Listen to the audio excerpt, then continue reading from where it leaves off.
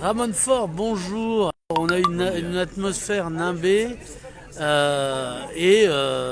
parce que le temps est mi-figue, mi-raisin comme la politique de Jean-Marc Pujol sur le catalan. Donc Ramon Fort, dans les épisodes précédents, tu as été le premier à réagir et à monter une exposition en réaction au refus de Jean-François Leroy d'en passer une pour Visa pour l'image sur les événements de Catalogne. Je dis ça parce que on disait ça avant à propos de l'Algérie, c'est rigolo.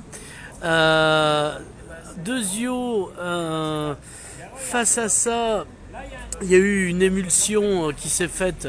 Il y a eu 3 groupes qui ont créé une expo, donc ça fait du monde à force. On t'a refusé l'accès au débat qu'avait organisé Jean-François Leroy au Palais des Congrès parce que c'est libre, mais pas toi. Et tu as fait une conférence de presse à Barcelone pour parler des photos d'ici. Et tu as fait une conférence ici pour parler des photos de là. Bon, est-ce que j'ai bien résumé ?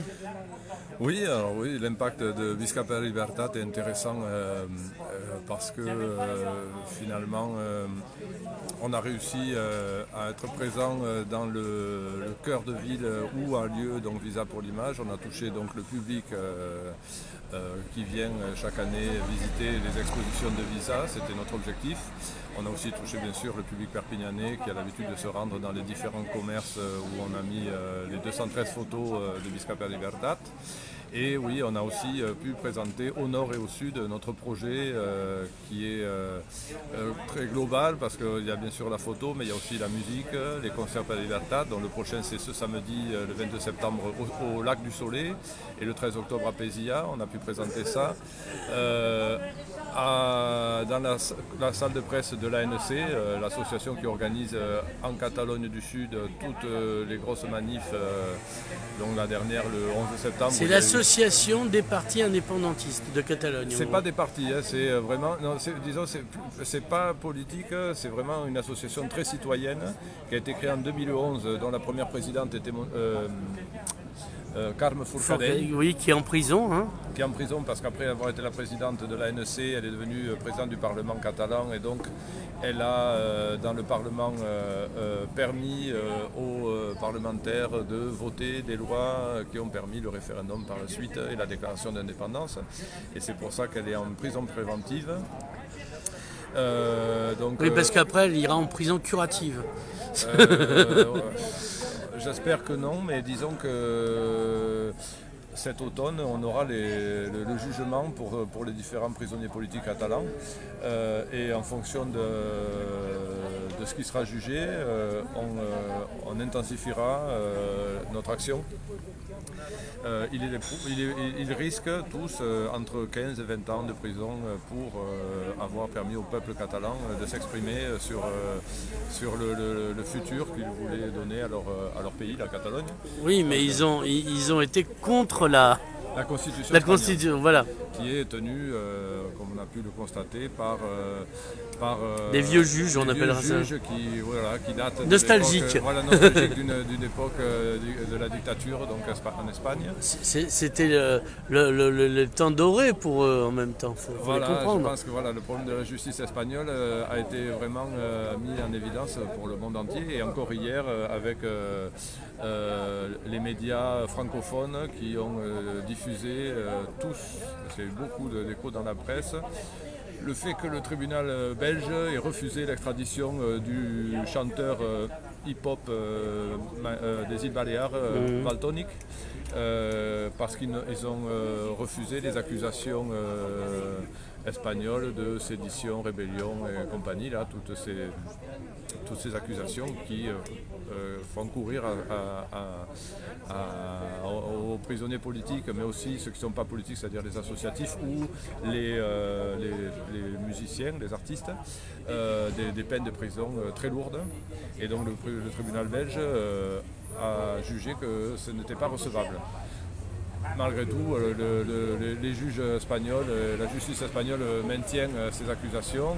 D'ailleurs, l'une des juges qui a envoyé en prison les Catalans, les politiques catalans, vient d'être promue à un poste très important, je ne sais plus, au tribunal constitutionnel. Enfin bref, il se congratule de oui, mais l'autocongratulation rend sourd, tu le sais. Je crois que c'est un peu leur problème, mais ils continuent, ils persistent. On va voir jusqu'à quel point. Le gouvernement a changé en Espagne, mais il semblerait que c'est pas ça. Comme disaient les Popis, non, rien n'a changé, tout a continué. Voilà. Et malheureusement, pour l'instant en tout cas, ça ne présage rien de bon pour la démocratie dans l'État espagnol, en Catalogne du Sud. Et en Europe dans la foulée. Et en Europe évidemment.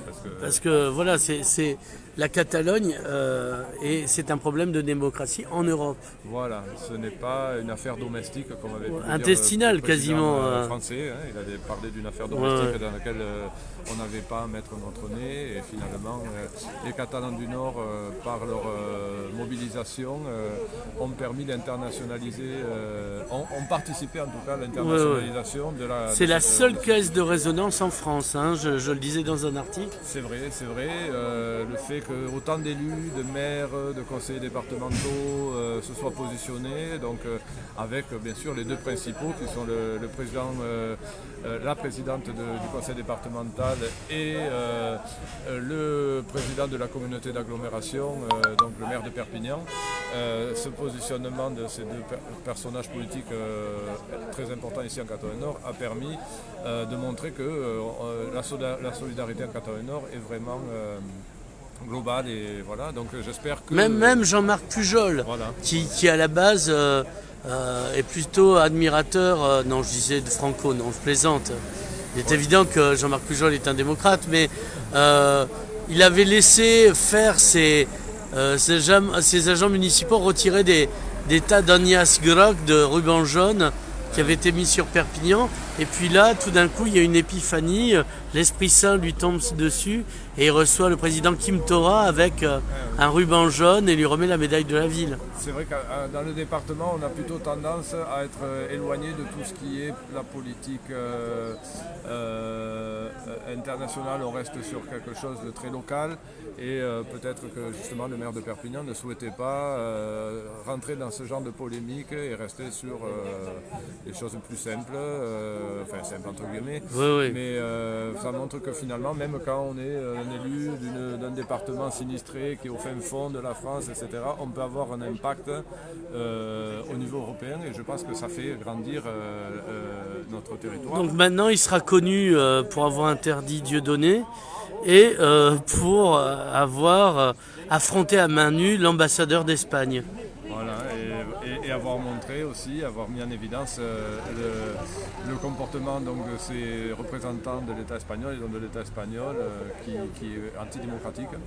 Et on remercie donc bien sûr le maire de la ville de Perpignan et la présidente du conseil départemental. Oui, qui ont été héroïques. C'était un peu une charge de cavalerie, c'était un peu Napoléon à Arcole ou, si on préfère, Napoléon à Austerlitz, voilà. Des génies de la stratégie. Voilà. On les applaudit bien fort. On ne leur laisse pas beaucoup d'autonomie en France, c'est Paris qui décide de tout, mais finalement on peut quand même marcher sur les plates-bandes de l'État français qui normalement s'occupe de tout ce qui est politique étrangère, etc. Donc nous on a montré qu'on a des élus finalement qui ont un certain courage à un moment donné, et c'est ce moment-là qu'on avait besoin d'eux et ils l'ont fait, donc tant mieux. Ça c'est à l'exemple de l'ancien maire du Soleil. François Calvé et à l'exemple du leader charismatique de la Révolution, ancien maire d'Elne, Nicolas Garcia. Voilà, c'est vrai. C'est eux les leaders de la Révolution catalaniste ici. C'est vrai qu'ils ont toujours montré, leur position a toujours été claire, même avant le référendum. Et ça a amené les autres à se positionner aussi. Et je pense que c'est positif si nos représentants politiques prennent ces positions. C'est positif pour leur électorat et la population locale qui se sent exister politiquement. Pour la continuité des liens entre le nord et le sud de la Catalogne, je pense que c'est important de ne pas être là que pour se congratuler pour des apéritifs, enfin, des inaugurations, des aplecs de sardanes ou autres, que c'est important aussi, mais là on est sur quelque chose de beaucoup plus... On est au-delà du folklore. Voilà, on est au-delà du folklore et dans l'objectif des Angels de la Terre depuis toujours, c'est renforcer les liens entre le nord et le sud, entre la population catalane qui est divisée depuis bientôt comme la Corée du Nord et du Sud. Hein. Voilà, depuis 350 ans par une frontière qui nous a été imposée. Je crois qu'avec l'Europe, les frontières sont menées à disparaître complètement et ça participe à faire disparaître cette frontière et donc à nous rendre plus forts pour la suite, quoi. Alors, on rappelle les 2 prochains concerts. Donc, le 22 septembre au Soleil avec 10 formations musicales de qualité, de tous styles musicaux sur 2 scènes. On attend à peu près 1000 personnes sur ce concert. Et après, Bézia, pareil, ça va être un gros concert avec les chanteurs historiques de la chanson catalane ici, comme Père Figuer, Gérard Jacquet, mais aussi Yam Tefregui et autres.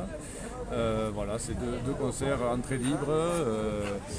Qui seront dans la continuité des 2 premiers concerts avant l'été, qui ont eu aussi beaucoup de succès, où les salles étaient combles, très conviviaux, festifs et militants à la fois, quoi. Voilà. Merci beaucoup, Ramon. Gracias. Ciao.